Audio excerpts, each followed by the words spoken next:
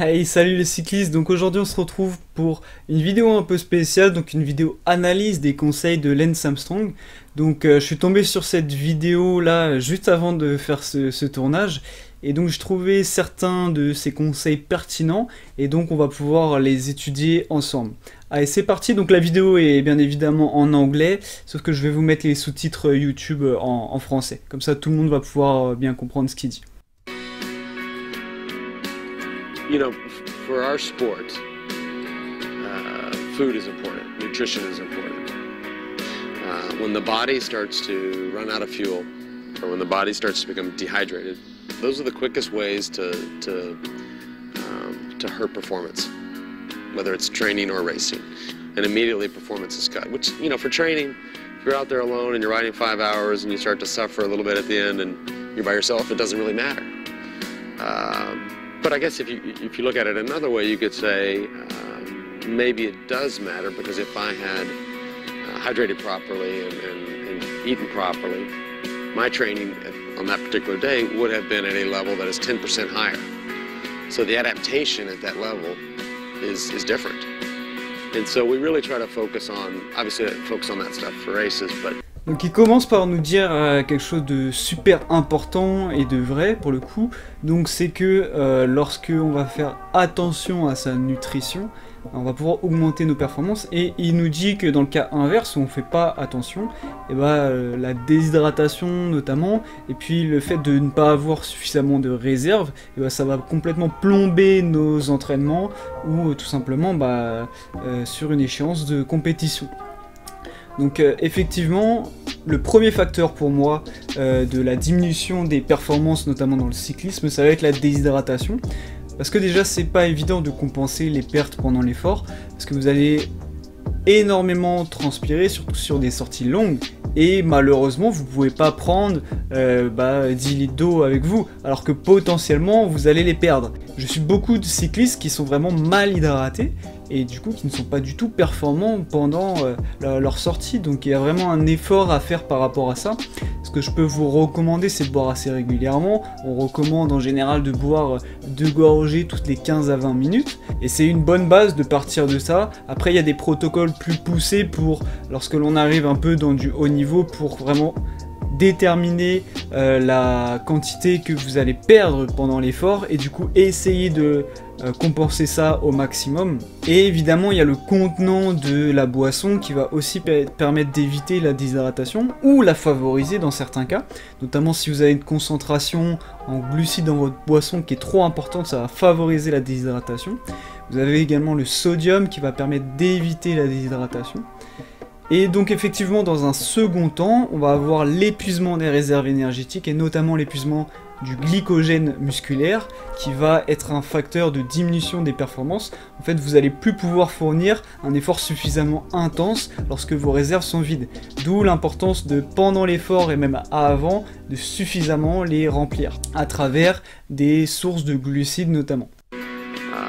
For training, it's important too. I'm a little bit fortunate because I always have a car with me, and I always have food and bottles and clothing and all the things that I need to stay at a high level or topped off in training. But on hot days especially, the quickest way to kill a performance. We're in an interesting sport that's demanding, that requires long hours on the. Donc lui il a la chance d'avoir une voiture qui l'accompagne et d'être ravitaillé extrêmement souvent, que ce soit sur l'hydratation ou tout simplement des collations d'effort. Pour vous qui sûrement n'êtes pas à un niveau tel que lui, je pense pas que vous avez la voiture qui vous suit. Néanmoins, vous avez de quoi prendre suffisamment de ravitaillement avec vous, et ces ravitaux là il faut pas les négliger en fait. J'en connais beaucoup qui se disent aujourd'hui je me fais simplement un entraînement et donc je prends ni bar ni gel, très peu de boissons, juste de l'eau. Mais non, si vous n'optimisez pas à l'entraînement, vous ne serez pas performant en compétition. Donc même à l'entraînement il faut optimiser ses apports nutritionnels, et en plus pendant les entraînements, ce qu'il va falloir, c'est tester. Est-ce que je digère bien cette barre? Est-ce que je digère bien ce gel? Est-ce que quand je prends cette boisson, je me sens beaucoup plus performant? Est-ce que je sens que j'ai beaucoup plus de fuel? il faut tester ces choses-là pendant l'entraînement pour que lorsque vous allez faire des épreuves sportives ou des compétitions, vous n'ayez pas de surprise et que tout se passe dans le meilleur des cas entre guillemets. Like 4, 5, 6 hours on the bike. So your instinct is to get off the bike and have a feast because you're starving and you feel like you've earned it. The most important thing is this relationship between power and weight. So the power that the athlete has and the weight of the athlete plus the weight of the bike and all the rest of the equipment. And on that side of it, all of that has to be as light as possible. So obviously the bike has to be at the legal limit. And then the athlete has to be as light and as lean as he or she can be. It's tough. I mean, a lot of times you just have to go without meals. I mean, literally, every pound. I mean, you can look at it. Donc là, il soulève effectivement quelque chose de super important. Donc c'est la relation entre la puissance et le poids chez les cyclismes qui va être vraiment impactante sur la performance. On va chercher à atteindre un poids de forme. Et en réalité, c'est pas vraiment le poids qui va être hyper important, même s'il va avoir sa relation dans la performance. Ce qu'on va rechercher, c'est plutôt une composition corporelle, un ratio entre masse musculaire et masse maigre, avec une masse maigre qui va être généralement pour les cyclistes très très basse pour être le plus performant possible. Et effectivement, que vous soyez sur de la compétition ou du loisir, vraiment perdre du poids, quelques kilos, vous allez tout de suite sentir la différence. C'est Bradley Wiggins qui disait que chaque kilo superflu représente 30 secondes de perdu au sommet. Le poids ne peut être négligé. Et du coup, c'est un processus qui est finalement assez complexe, hein, malgré ce qu'on peut entendre de partout, perdre du poids sans frustration, sans effort. Non, ça demande des efforts, ça demande de sortir de sa zone de confort. Et surtout quand on est déjà à un poids très bas et qu'on veut aller chercher encore plus de performance. Bien sûr, il y a des manières de le faire pour que ce soit facile entre guillemets à vivre au quotidien et qu'il n'y ait pas d'effet négatif non plus sur la performance, parce que la perte de poids, si c'est mal fait, ça peut très vite engendrer des carences et du coup de la fatigue et une baisse des performances. Donc après par contre là ici je vois qu'il dit il suffit juste de se passer de repas, donc là surtout je vous le recommande pas parce que déjà vous allez vous priver du carburant qui vous permet de performer. Et puis aujourd'hui en fait on sait comment perdre du poids, il faut tout simplement avoir un déficit calorique, consommer moins de calories que l'on en dépense. Et vous n'avez pas besoin de vous passer de repas pour être en déficit calorique. Donc ça, je vous le recommande surtout pas pour le coup. Every pound, and I mean you can look at it, and there's been studies done that if you look at 1 or 2 pounds of extra body weight, if it's a body muscle or if it's body fat, the impact that has on a 10-kilometer climb is a minute. I think the actual number is 1 kilo of extra body weight on a 10-kilometer climb is a minute. So you can start to say, okay, well, I'm 3 kilos heavier. A 10-kilometer climb is not that long. It starts to become minutes. So it's really important to be as light as possible, which sometimes isn't fun. That means you step back, push yourself back from the table, and you go to bed hungry sometimes. Ok, donc là il termine en disant que des fois on peut se coucher en étant affamé. Pour le coup, aujourd'hui on a des moyens, en consommant suffisamment de protéines, en consommant suffisamment de fibres, d'optimiser un maximum sa satiété, du coup de ne pas avoir faim entre les repas, malgré qu'on soit dans un processus de perte de poids, malgré qu'on va essayer de diminuer un maximum sa masse grasse.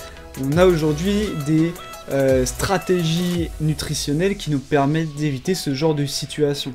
Donc à l'époque, peut-être qu'il y avait aussi cette mentalité de vraiment être dans le dur, autant dans les entraînements que dans la nutrition, pour pouvoir obtenir des résultats. Aujourd'hui, on sait que c'est pas vrai et qu'il y a des stratégies qui peuvent mettre en place pour faciliter, entre guillemets, un maximum cette période où vous allez perdre du poids. Donc voilà, si on tire une conclusion générale sur cette petite vidéo, cette petite interview de Lance Armstrong, il y a des choses que j'ai trouvées intéressantes. Voilà, le fait qu'ils mettent bien en avant le rapport puissance et poids dans ce sport qui est le cyclisme. Le fait aussi que les premiers facteurs de la performance, ça va être l'hydratation et le carburant apporté notamment pendant l'effort qui va être tout simplement les glucides. Et par contre après il y a des choses où je suis pas en accord avec lui, notamment sur la vision dont lui voit la perte de poids, la perte de masse grasse, où on va avoir des périodes où on va s'affamer, où on va avoir des périodes où on va se priver de repas.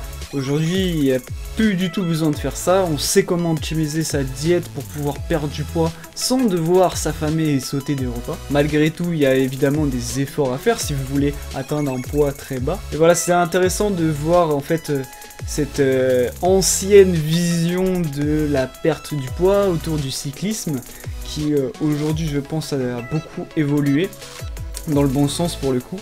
Donc j'espère que cette vidéo vous a plu, si c'est le cas, n'hésitez pas à mettre un pouce bleu et à vous abonner à la chaîne pour ne pas louper les prochaines vidéos en activant la cloche des notifications. Si vous souhaitez aller plus loin avec moi, je vous rappelle que j'accompagne les cyclistes pour la perte de gras et l'optimisation des performances. Vous pouvez cliquer sur le premier lien qui est en description de cette vidéo pour réserver un appel téléphonique avec moi et qu'on puisse mettre en place un plan d'action pour votre objectif. On se retrouve très prochainement pour une nouvelle vidéo et je vous dis peace.